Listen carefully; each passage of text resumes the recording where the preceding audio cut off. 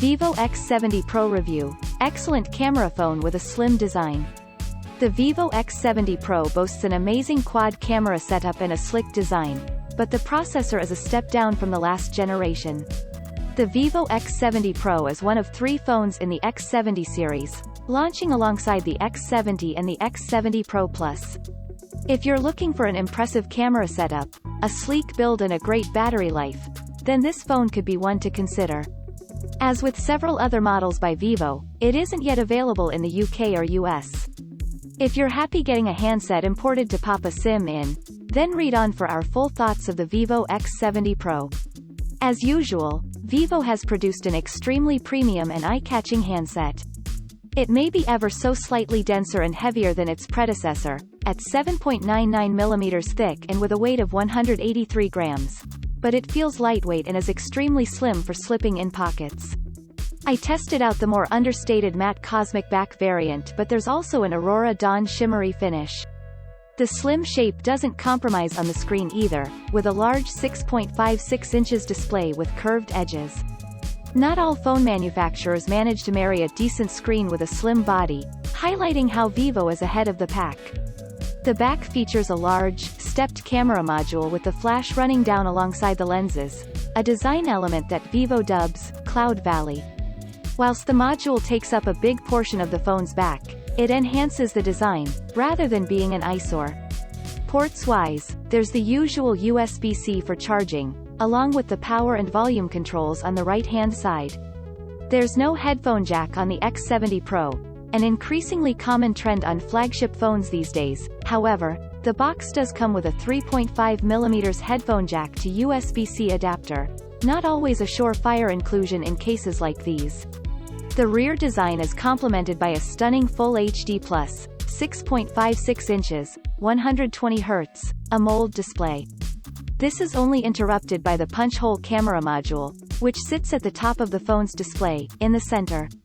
The colors are rich and bright, and the textures are extremely detailed. It's a treat for watching videos on, and the 240 Hz touch sampling rate also means that mobile gaming feels superb.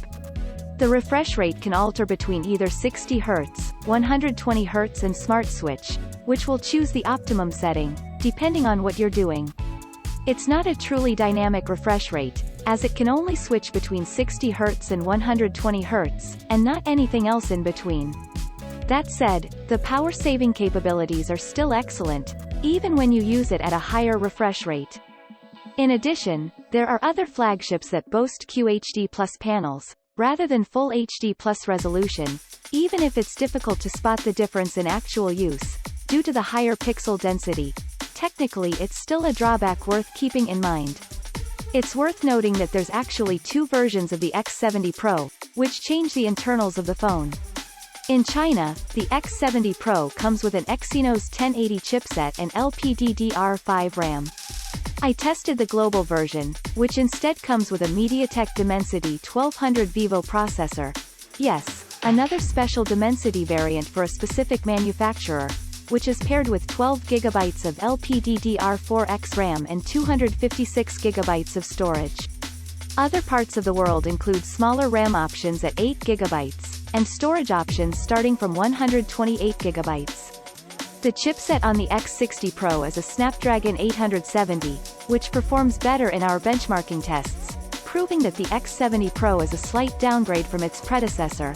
When it comes to internals, most people will buy this phone for its camera capabilities, and fortunately, the Vivo X70 Pro doesn't disappoint.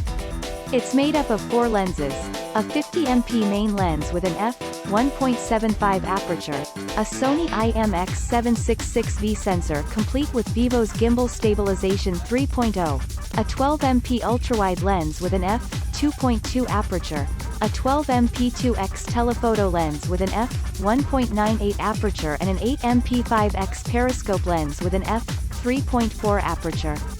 On the front, there's a 32MP selfie camera with an f2.45 aperture. All the lenses are engineered with Zeiss optics too. Gimbal stabilization helps move the lens around, even through rotational axes, to help minimize any unwanted shakes you get when shooting. When combined with the large aperture on the main lens, the results are bright, sharp photos. I took most of the photos on the X70 Pro in Iceland under very cold conditions, where my hands were shaking, and it was remarkably easy to take a very impressive shot, even in lower light.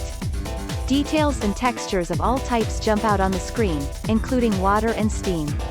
The Vivo X70 Pro is fitted with a 4450 mAh battery. Whilst this isn't the biggest around, it still manages to deliver strong longevity. I could get just under 2 days of use, taking photos, using social media, watching YouTube and more, in between daily tasks. This is also backed up by our battery test, in which the X70 Pro managed 13 hours and 25 minutes, much longer than the X60 Pro's time of 9 hours and 33 minutes. Battery life seems extremely durable, a rare thing among many flagships. The OS is another thing that changes depending on if you have the Chinese or international version of the X70 Pro. The former runs on Origin OS 1.0, a new OS introduced just for this market. The latter, which I tested, runs on Funtouch OS 12. Android fans will find this experience pretty similar to the stock version, with all the Google software you need and a simple drop-down menu for all the main settings.